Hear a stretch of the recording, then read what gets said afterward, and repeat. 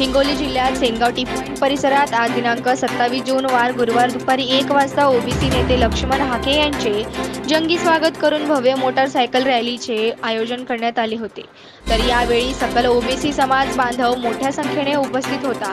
वडीगोद्री या ठिकाणी लक्ष्मण हाके यांनी ओबीसी आरक्षण बचाव आमरण उपोषण करून शासनाला धारेवर धरले होते। तर ओबीसींच्या विविध प्रश्नांबाबत नेहमी पुढाकार घेणारे ओबीसीचे नेते लक्ष्मण हाके यांनी आज सेनगाव शहरात भेट दिली असता ओबीसी बांधवांच्या वतीने त्यांचे स्वागत करून भव्य अशा मोटारसायकल रॅलीचे आयोजन करण्यात आले होते। यावेळी सेनगाव पोलिसांच्या वतीने बंदोबस्त तैनात करण्यात आला होता।